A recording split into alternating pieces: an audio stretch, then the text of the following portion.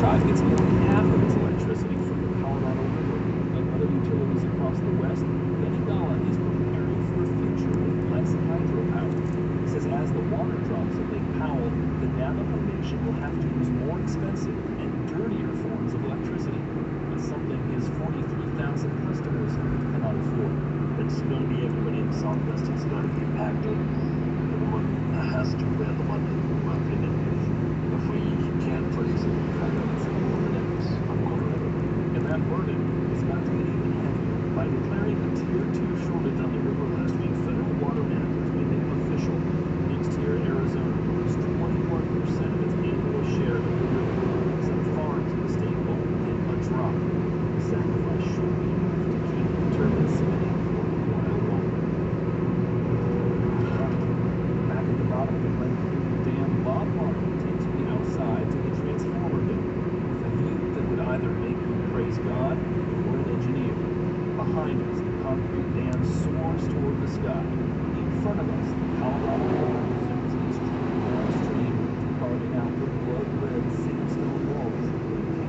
And that hum you hear is the electricity that's on the overhead lines.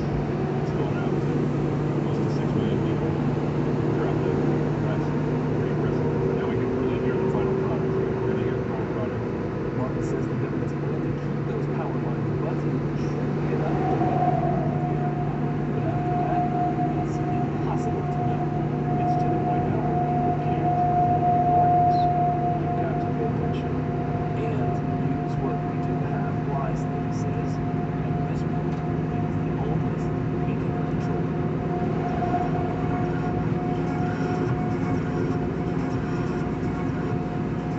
You're listening to Now.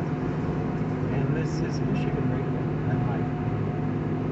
Coming up on Today Explained, two of the biggest rappers in the world, Young Thug and Gunna, are behind bars, and their bars will likely be used as evidence when they go to trial. That story on Today Explained, coming up in 15 minutes. Support for Michigan Radio comes from Sloan Museum of Discovery, open now in Flint's Cultural Center.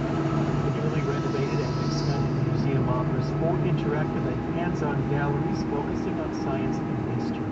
More at sloanmuseum.org. I'm Dara Utopia. Pfizer is asking the FDA to authorize its combination coronavirus vaccine that adds protection against the newest Omicron variants, a key step toward opening a fall booster campaign. The shots could be offered within weeks if the FDA moves quickly to give the green light. Dr. Anthony Fauci, the nation's top infectious disease expert and the man at the center of the nation's coronavirus response, says he will retire in December. The world's newest and biggest space telescope is showing Jupiter as never before, auroras and all. Scientists are releasing the shots of the solar system's biggest planet from the Webb telescope today. They were taken back in July. You're listening to Here and Now. Here and now in Michigan. Michigan Democrats held their nominating convention over the weekend. Candidates urged support for a proposed constitutional amendment to protect abortion access. They also warned of efforts to increase doubt within the electoral system. People in Wayne, Oakland, Macomb, and Washtenaw counties face a high risk for a community spread of COVID-19. That's according to new data from the CDC. The Michigan Public Service Commission will hold a hearing in Detroit tonight on the latest rate proposal from DTE Energy. The utility wants an overall rate increase of about 8%. DTE is one of Michigan Radio's corporate sponsors. Listen for news updates throughout the day. In the Michigan Radio weather forecast, mostly sunny in West and mid-Michigan this afternoon, with generally more clouds in the southeast. We've got some areas of rain in the region right now. We'll have highs from the upper 70s to around 80. Tonight, partly cloudy to mostly clear with lows from the mid to upper 50s. It's 2:20. Funding for Here and Now comes from the listeners of WBUR Boston and Indeed, designed to be an end-to-end hiring solution for businesses of any size to attract, interview, and hire candidates, all from one place.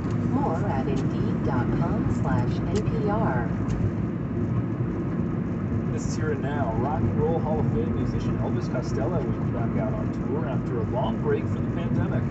Costello managed to keep busy in that time. He released 2 albums, including last September's Spanish Model, which takes songs from Costello's 1978 album, This Year's Model, and reworks them in Spanish.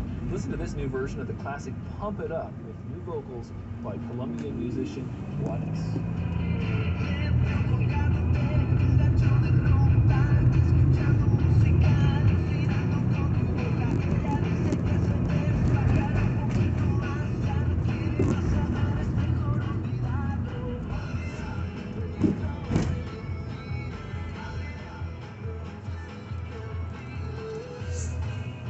In January, Costello released The Boy Named If, recorded with his band The Imposters.